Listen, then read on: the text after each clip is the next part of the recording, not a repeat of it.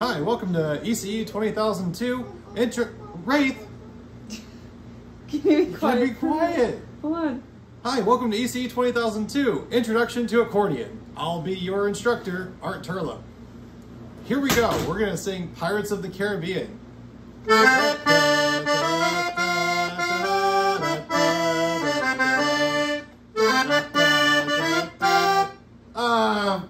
Okay, hang on. Wait a minute, I got it.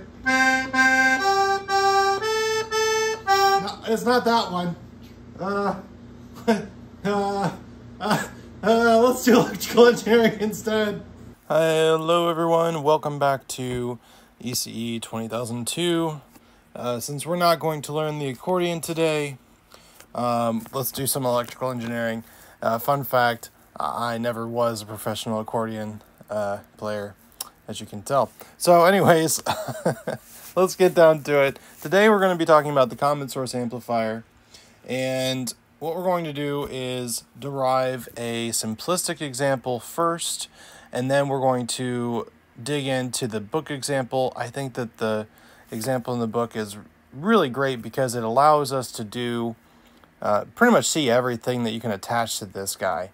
So I like it for that reason. And it, by having that framework moving into the common drain and the common gate, we'll have a lot to draw from. Current pun intended a little bit there, but we'll have a lot to draw from there, and it'll be a lot of fun. All right, so let's get started. So today we're going to do a small example. Then we're going to do the book example. And let's see. One of the biggest things to take away from CS, or common source amplifiers, is that AVI is going to be relatively high. Our RIS, our input resistance, is going to be also relatively high. And our output resistance is going to be low or moderate. And at the end of the chapter, we started digging into a discussion on the typical sizing for these. And it has a lot of benefit. But what we want to start with first is thinking about this as a black box. So we build this amplifier circuit and we attach it to other things. And the way it interacts with those things can sometimes impact things like our voltage gain, as we'll find out. For example, if I throw a load on here, that's going to impact what my voltage gain ends up looking like. But by and large, our entire amplifier is defined by just these parameters here, and this guy as well. But for this chapter, we're just going to focus on those three. Okay, we're not going to worry about the current gain, because this is primarily a voltage gain device that we're concerned with at the moment, although it can be used for current gain as well. Okay, so let's see what we got here.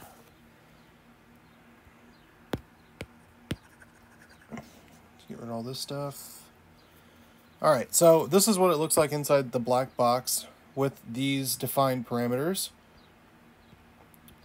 So this guy goes here, that goes there, and that goes there, okay?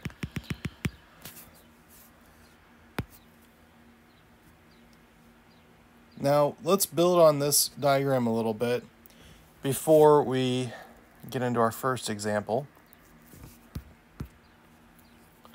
Let me actually add a page here. So on the inside of the amplifier, what we have is this facsimile RIS.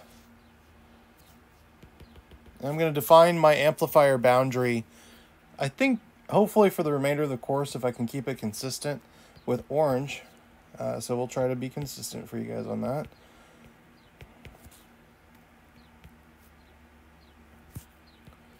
There's our R out.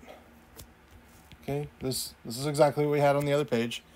But I wanted to add in some other things here. So next to that, we have our output terminals on either side.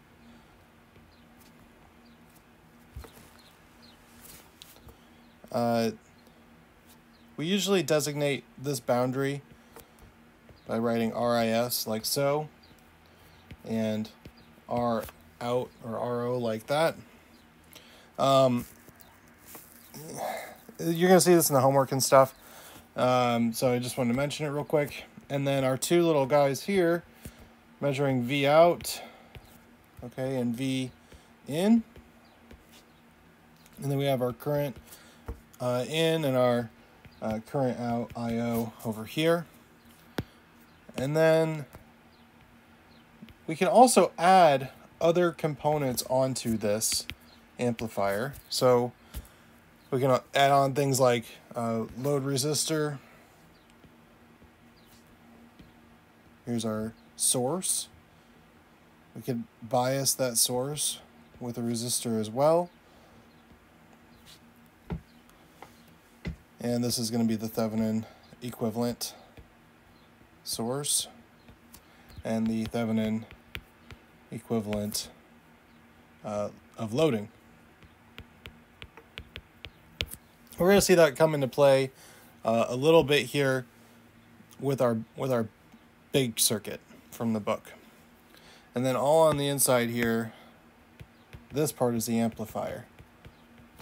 Okay? And interior to this, if you were to zoom in with our small signal model, there's another portion in here that is just, you know, here be Mosfets.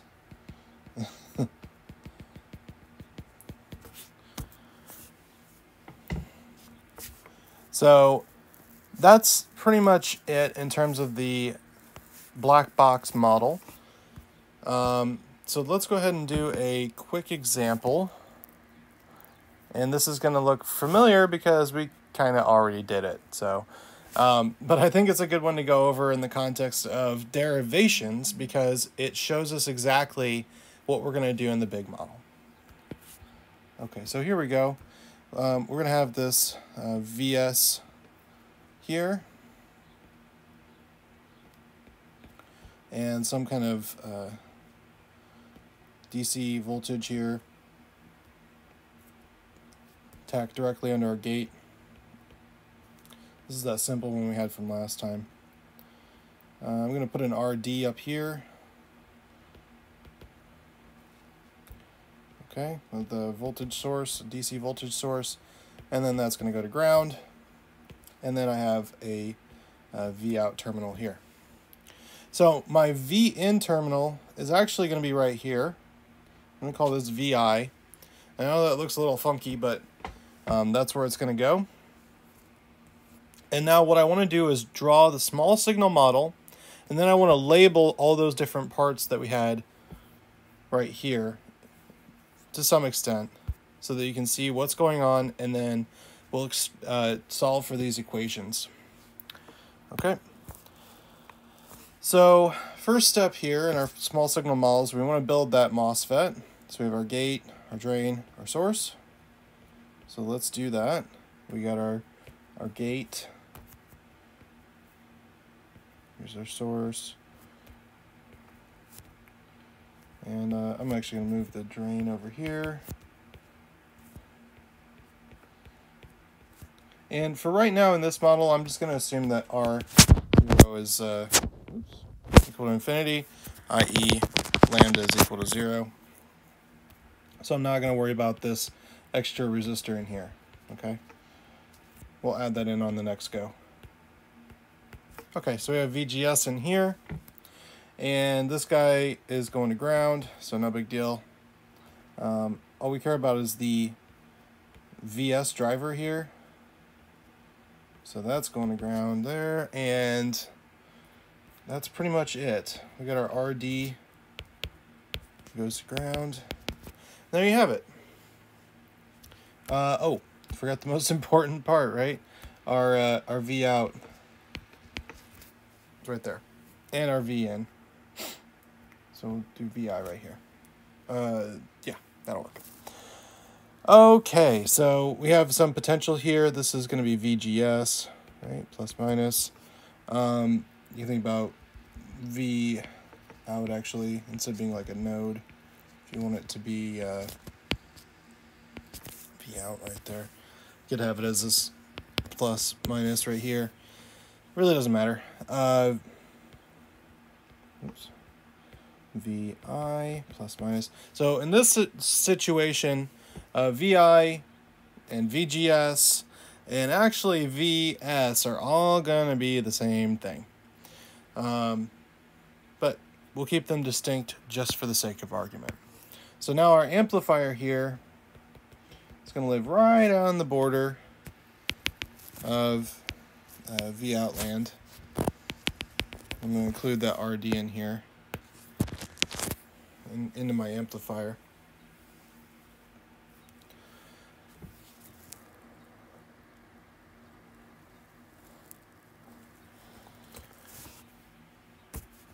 All right, so next step is we need to do some solving.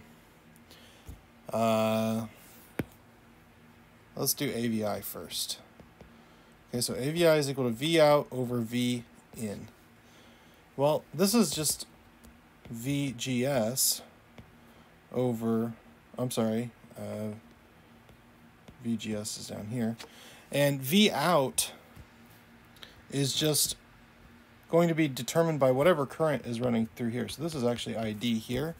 So our current's coming around like so, flowing down through here due to our directed current. So we can rewrite this as minus ID RD. And this in turn is going to be equal to minus GM VGS RD over VGS. And we can cancel out the VGS's, and what do you know? You get GM-RD. And we've seen this already. So AVI, our gain for this circuit, is just minus GM-RD. Our input resistance, RIS, is slightly more complicated to solve for, but it's not too bad. So it's just VI over II. We have no II. So actually, this gets really simple really quick in a way, but we have to think carefully about what this means. So VI is just VGS. We know we got something kind of coming in here, so it's not just 0 over 0. But we're just going to call this infinite input resistance. And the reason for this is pretty straightforward, actually. There's nothing between G and S here at all. There's nothing connecting us between these two lines, right? Therefore, there's infinite resistance between them. If you look back at our model here, if there were something connected, allowing current to flow, then we would have a real RIS value. Instead, it's disconnected, and therefore, it's infinite. And as we're going to see in the book example, we actually have a circumstance where it's not infinite. In fact, it's well-defined. Okay, so R out in this circumstance, this is probably the most complicated one. And the reason, and I should have mentioned this on the last one as well, this guy's evaluated at V0 or V out equals 0. Well, V out being equal to 0 has nothing to do with the final solution here. It doesn't change anything about, over on this side too much. So we don't have to worry about it. All we know is, hey, there was no current flowing here, so who cares? But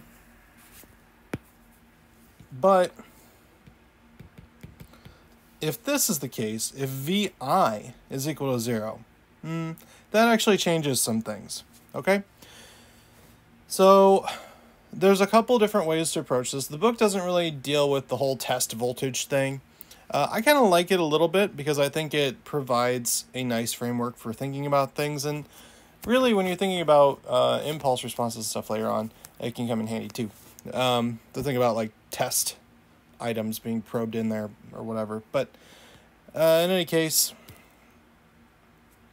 what we're going to do is assume the sort of equivalency of VI equal to 0. Well, VI is equal to 0, then VGS is also equal to 0, right? And if VGS is equal to 0, then GM VGS is equal to 0. That our directed current, ID, is then equal to 0, right? So there's no current then flowing through here. So what do?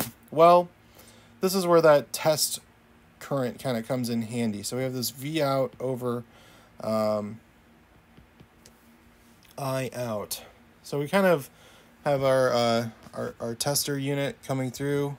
Over here, we're applying some kind of potential and plugging it in at that V out terminal.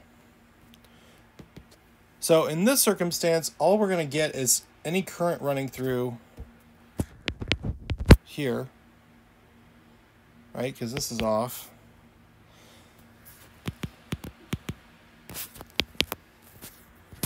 Let me erase this so that the final notes look nice. So all we're going to get is that current running through RD.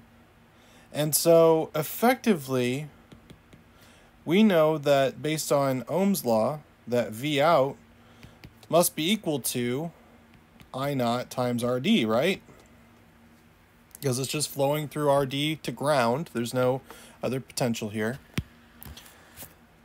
Ergo, VI or V out over I out is equal to RD, which is equal to R out.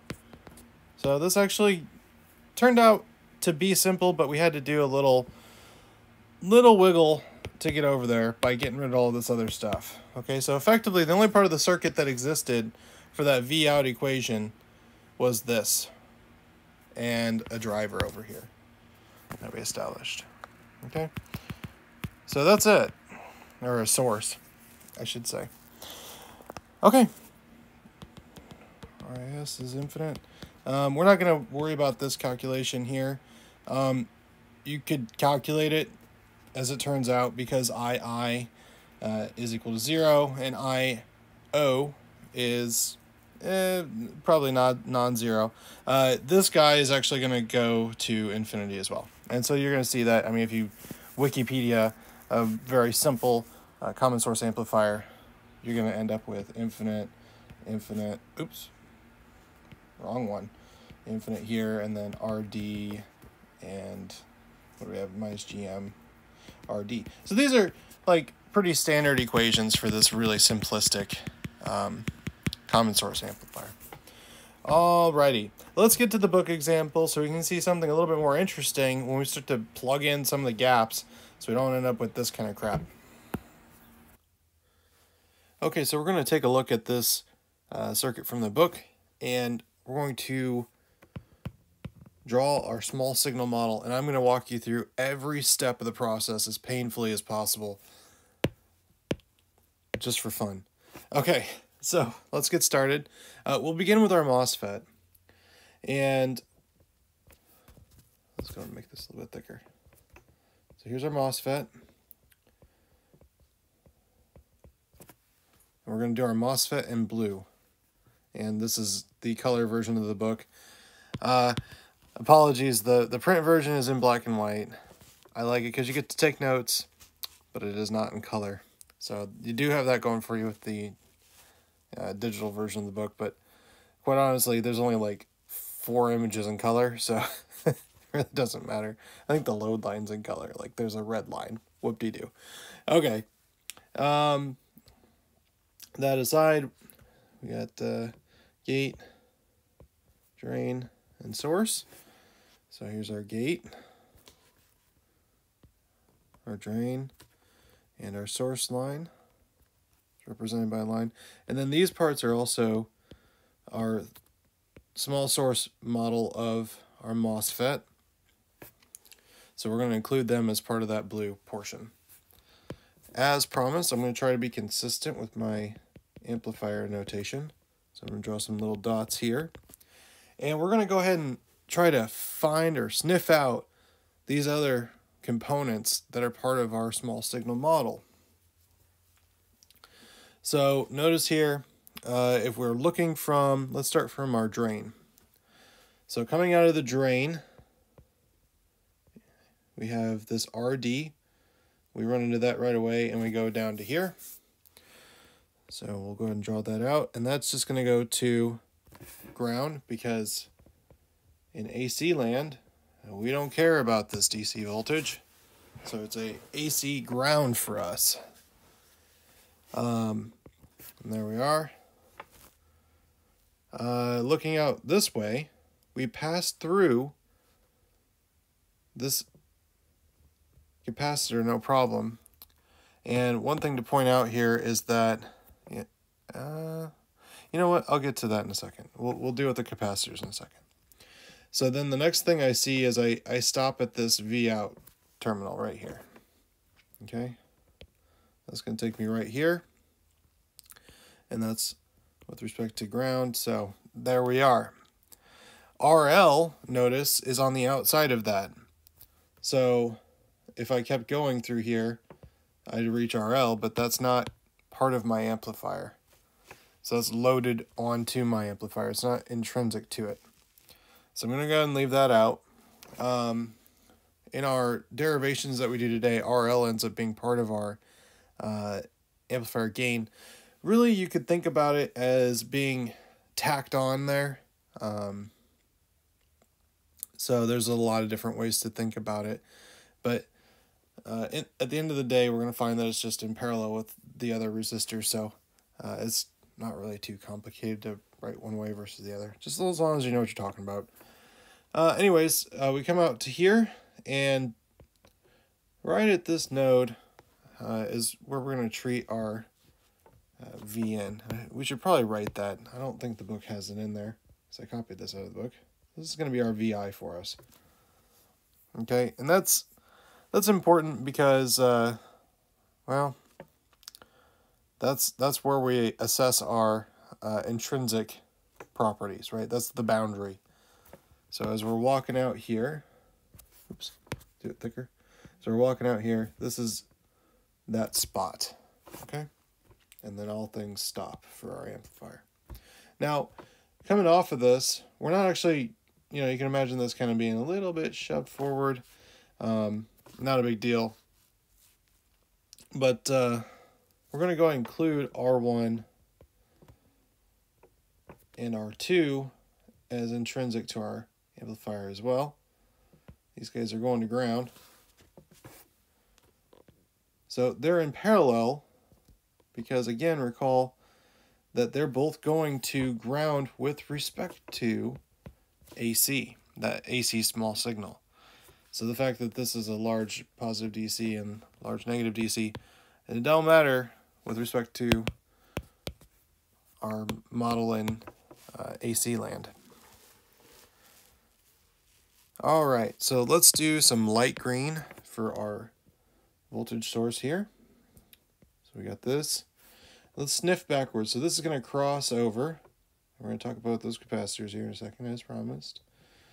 And the first thing we run into, sniffing backwards from VI, sniffing backwards from VI, is we run into this RS, and then it comes back into the VS.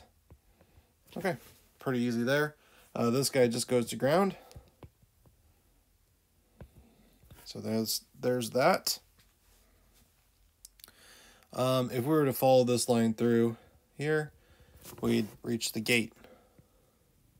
Right, so you can think about it that way, but that's a terrible way to draw that. So I'm just going to leave it like that. Okay, so let's see here. We got one other part left here, and that's sniffing out from our S. So coming from S, what do we see? Well, we could go this way, but actually this is better. And that's because this capacitor is just like it's just shorted for AC, right? And we're going to assume, and finally we're going to talk about those capacitors, we're going to assume that those capacitors here are all friendly to our frequency, okay? So this is a no-go for DC, right? So it's blocking off everything for our DC. and it's allowing AC to pass.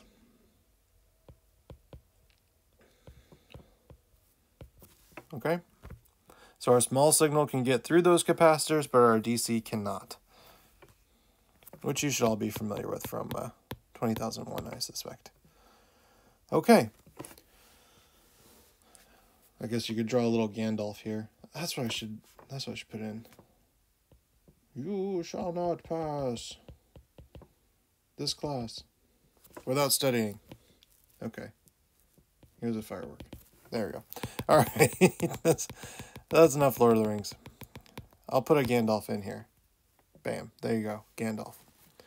Okay, added in post for your delight and amusement.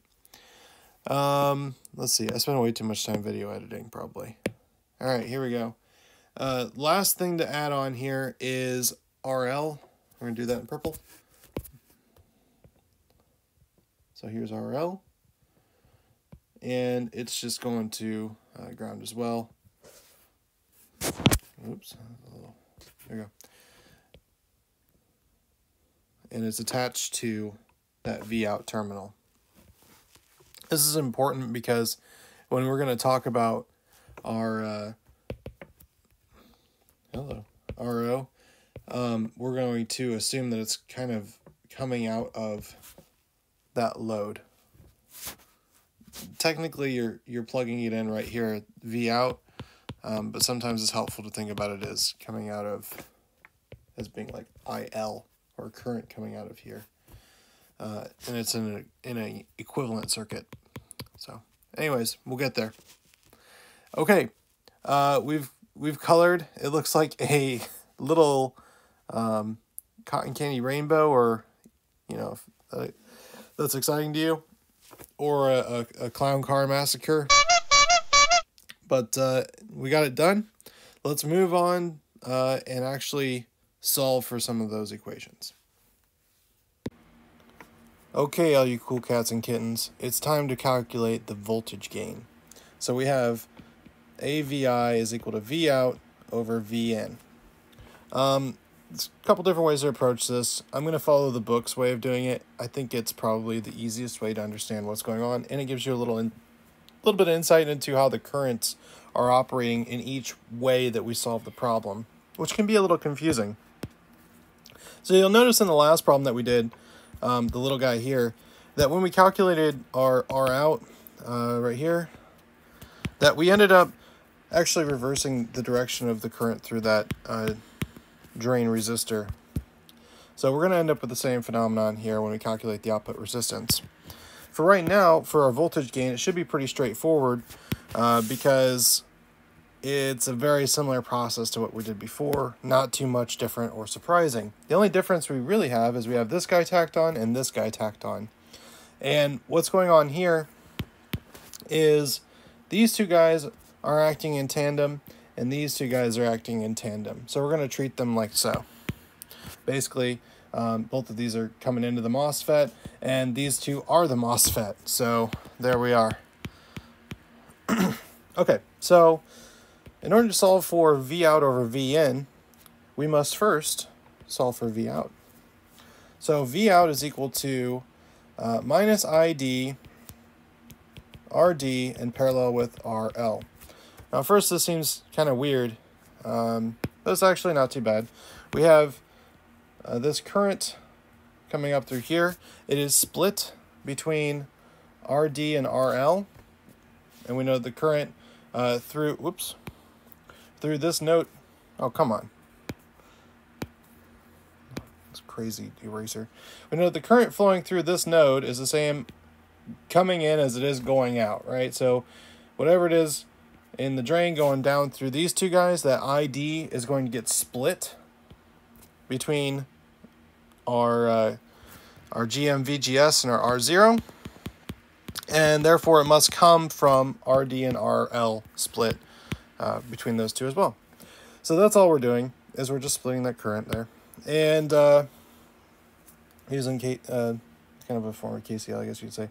But anyways, yeah, so that's it. Now, the neat thing about this is that although this equation is in reference to the currents that are right here, we're actually going to use a substitution for the currents over here.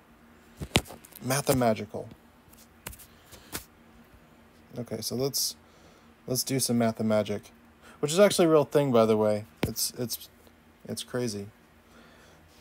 All right, so down, up, up. All right, we'll leave that alone. So this is actually two parts, right? It's the minus GM VGS, and it's whatever the heck current gets thrown over here.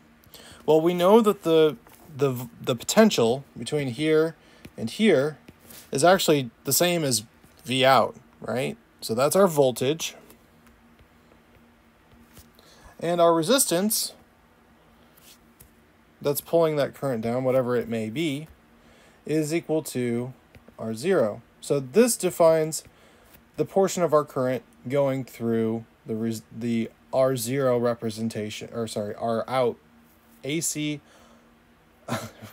output resistance right here. And GM-VGS defines the current flowing through our directed current there. Okay. So I'm getting a little squirrely with the pen here. Okay. And then we keep RD in parallel with RL along for the ride. Now we just go and distribute. We have minus GM VGS RD in parallel with RL. Minus, that minus distributes. In the first take or two, I may have missed the minus sign. Not this time. Okay. V out's equal to that. And of course, we're just solving for V out here, so we need to collect like terms. So I'm going to pop this guy over to the other side through the majesty of algebra. So I have 1 plus RD in parallel with RL over R out times V out is equal to minus GM VGS RD in parallel with RL. Now, if I divide everything through by RD in parallel with RL, I end up with something kind of nice. Sort of. We'll get there. GM VGS. Oh, come on. There you go. So you'll notice right away that 1 over RD in parallel with RL, or you should notice right away, that's just equal to 1 over RD plus 1 over RL. So we can go ahead and add all these guys together, since it's 1 over RD, 1 over RL, 1 over R0, and say, it's just all those guys in parallel, actually. That's exactly how we're going to treat it. And, oops. So, yeah. This is equal to, or we'll rewrite the expression, 1 over RD plus 1 over RL plus 1 over R out. I keep saying R0. I'm sorry, guys. Minus GM VGS. Okay.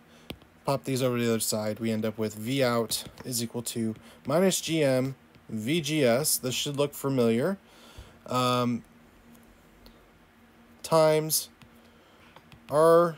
Actually, I'm going to write it this orientation. The way they have it in the book is good. RD, and then in parallel with RL. Notice I put this guy on the end, and there's a reason for that. We'll get there. So then finally, V out over VI equal to a VI is equal to, which is our gain, is equal to minus GM, no more VGS, right? We know that VI is actually equal to VGS. Why do we know that?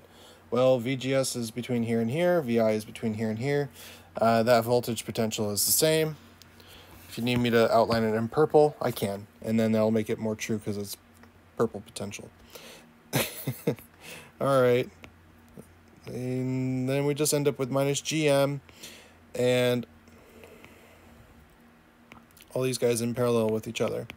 So the neat thing about this is that if I pop my load off here or I replace it with a different load, all I got to do is just pop in a little modification of this equation. It's really not a big deal. It's just whatever the gain was before in parallel with the load. So that's it. So it's a very convenient way to represent the amplifier, especially, you know, if presumably you're going to put a load on there or something, active or passive, I suppose. Okay, so next we're going to calculate the input resistance with this equation here. And note that V out is set equal to 0. In this particular circumstance, we don't have to worry about that too much. It'll be relevant for our output resistance calculation. But, yeah. All right, let's draw our amplifier line real quick. Here and here.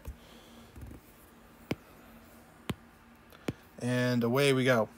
So, I guess we'll go ahead and draw this out here too.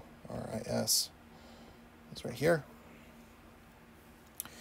RIS is equal to VN over IN.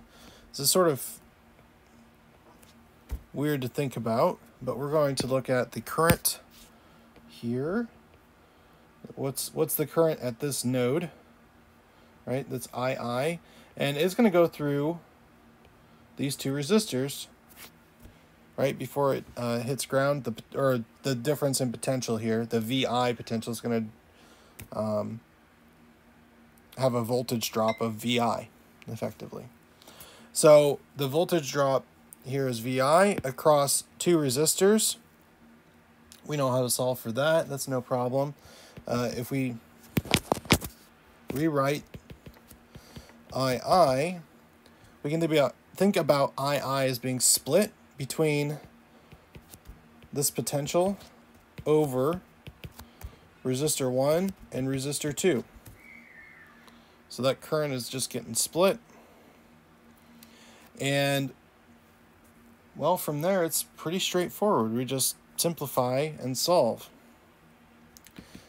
So we want to try to get the ratio VI over II. Well, that's just equal to VI here. And then this is 1 over R1 in parallel with R2. We just divide both sides by II and multiply both sides by R1 in parallel with R2. And we end up with the following.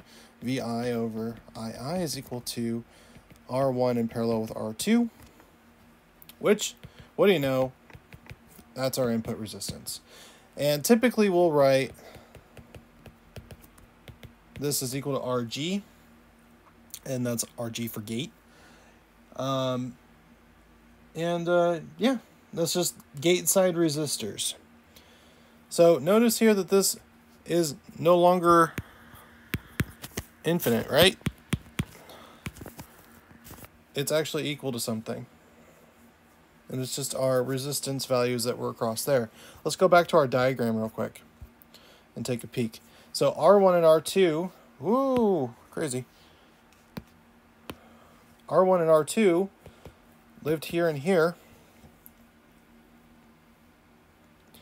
What's the difference between our old and our new? Well, this gives our ground, or I'm sorry, our gate, those additional paths to ground, or a path to ground from there. So, yeah, it's just tying us in. It's tying our gate into our grounding. So, there you have it. It's just providing a path. All right. I think we have a little bit of time left. We'll try to knock out this other one, and then that's probably going to do us for today. This one's a little bit trickier. Output resistance. So for the output resistance, we have R out is equal to V out over I out. This gets a little hairy. What we have to do is evaluate this guy at 0.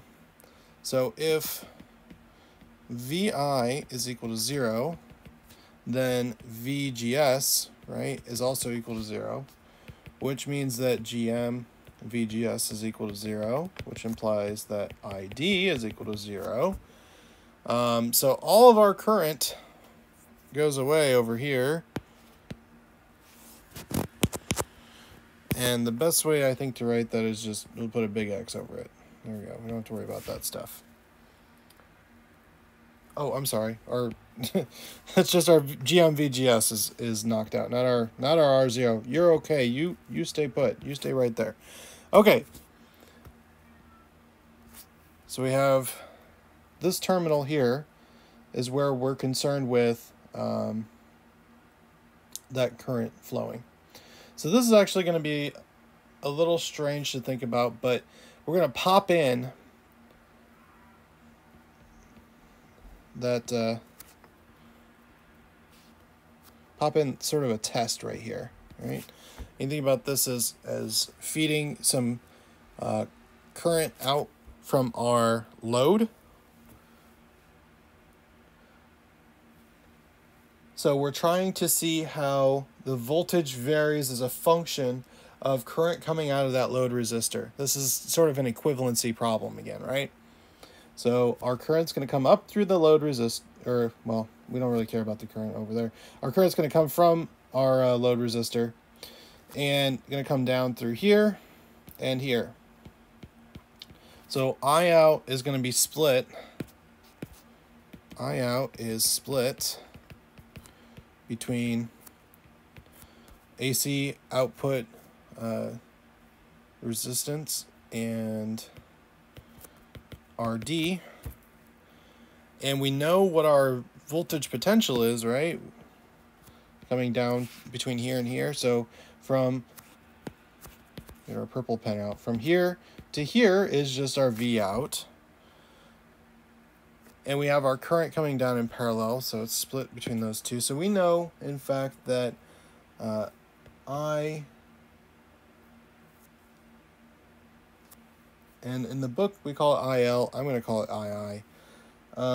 We know that II is actually just split between, as a voltage, our V out split, just like we had on the last input resistance that we calculated. It's split between R out and RD. Now notice something's a little funky here because our current's actually flowing in a different direction than we had for our gain. But that's okay. We're looking at an equivalency. So what we end up with here is very similar to what we had from the last part, from the input resistance, right? Should look very familiar. So we just solve away. We get II is equal to V out, R out plus RD. And what do you know? We end up with the fact that V out over II is equal to, when V out is equal to, or I'm sorry, when V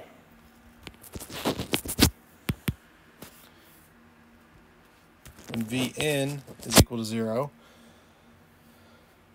we end up with just R O in parallel with RD. So if this guy goes very, very large, i.e. this lambda goes to 0, then we just end up with just RD, which is what we had. Well, hold on. Don't get nauseous. This is what we had right here. So no surprise there. All we're doing is just throwing our little RO in parallel with the RD that we had previously. So if lambda is non-zero, pretty easy to change up. Not too much. Not too much to worry about for that. Okay, so that's our final answer. Should probably put boxes around these so you guys have them in the notes. So R, big RO, is equal to these guys. And that makes sense too, right? If we didn't have this guy in there, then big RO is equal to little RO. That's mighty convenient, as a matter of fact. So the notation, the subscripts make sense for once. So there you have it. All right, so there's that guy. We got our RIS. Somewhere I put this guy. Here it is.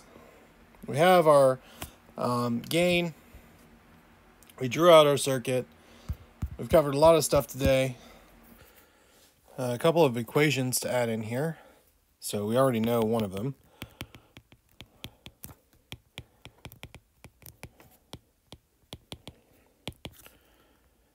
I'm just going to put this in here for reference. AVI equal to V out over VN. And our current gain, which we stated at the beginning, again, just restating it here for some other equations we're going to have. All right. This is a new one. Power gain. You can probably guess what this is going to be. I'm going to call that AP, which is equal to I out times V out over IN VN, which is just AI times AVI. And an important note here is that for AVI, we're talking about the intrinsic voltage gain. So here's our amplifier. So it's dealing with all of the gain that's occurring intrinsic to this system. When we start to tack on some elements to that source voltage, what we're going to end up with is what we call the source voltage gain. And in a lot of stuff we've done so far, we haven't had to deal with this. But you do have some homework problems that have it. The source voltage gain is distinct from our intrinsic input voltage gain in this situation because we have RS. And it's pretty simple to define. It's just, oops, that's totally not right. AVS, which is equal to V out over, you guessed it, VS. So one way you can write this is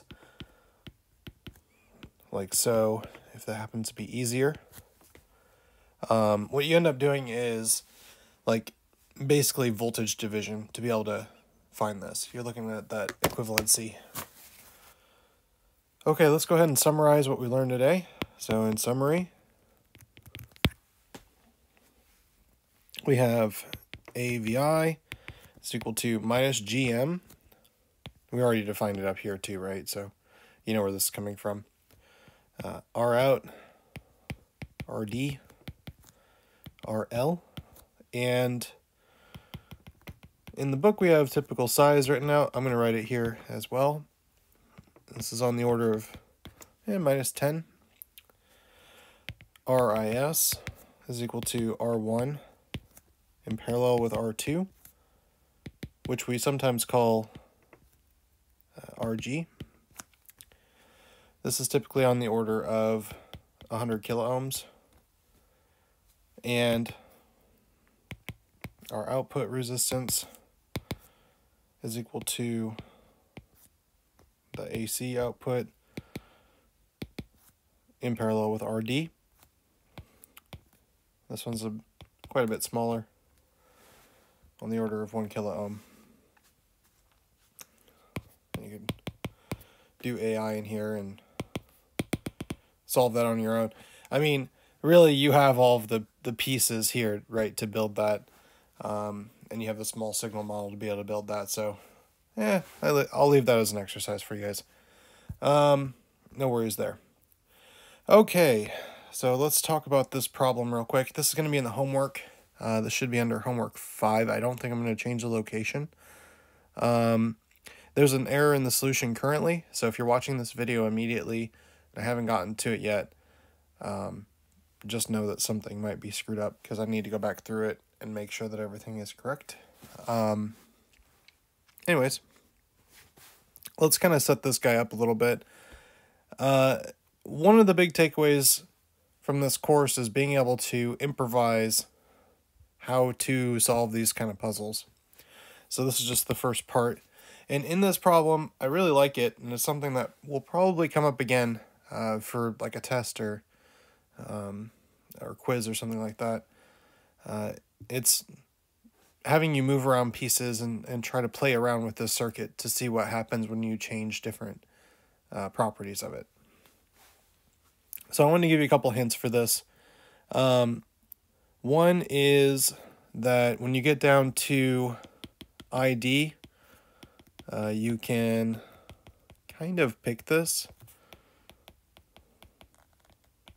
within reason.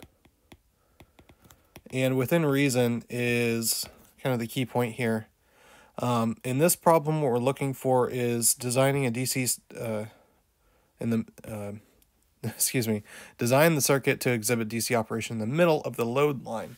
So that's kind of a vague spot. You could go for dead center, and in this case, one of those parameters is when it's exactly 5 volts for the VDS. But really, you can kind of get away with a little bit of wiggle here, so feel free to do that. And then in the current homework solution, this RL for part A, you can set it to 0 if you want. I don't think that it's actually necessary. If someone wants to show a solution or post a solution where it's different than the homework that has an RL, that'd be awesome. I'd love to see that on the Brightspace page. So feel free to share that, and kind of bonus points if you do. That'll be great.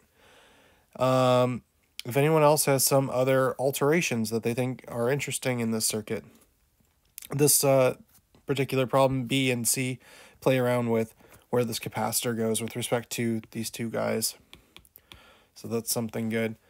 The other thing I want to change here, and I hopefully will have this changed in the next day or two or early next week, more likely. I want to call this VS. I think it makes much more sense to call this VS here because VI is actually going to live like, well, you could make it live right here, matter of fact.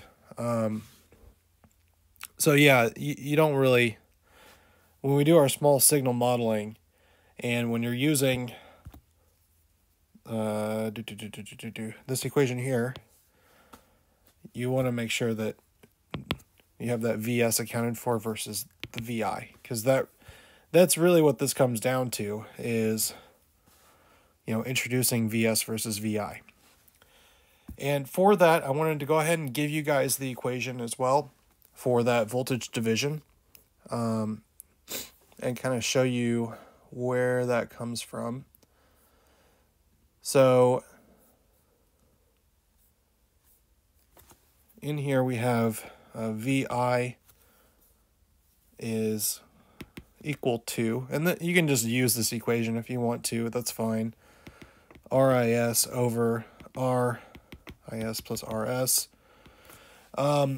times VS.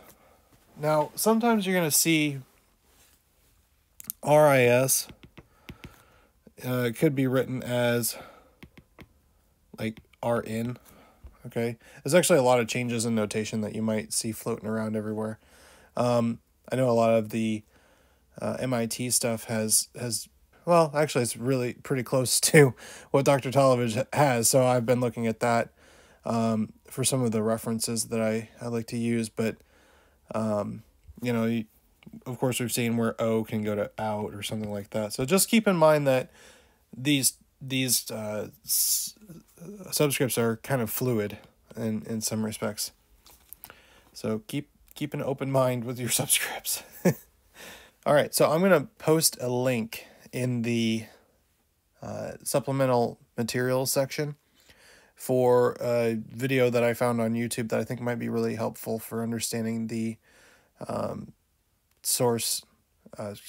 common source amplifier, and for the next two sections as well, the common gate and common drain amplifiers as well.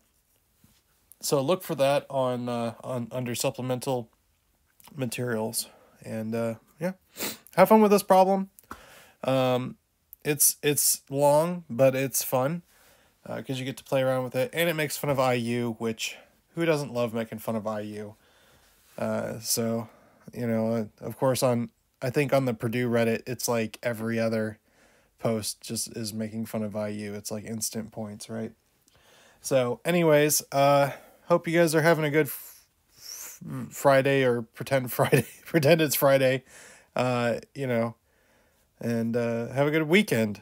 See you later.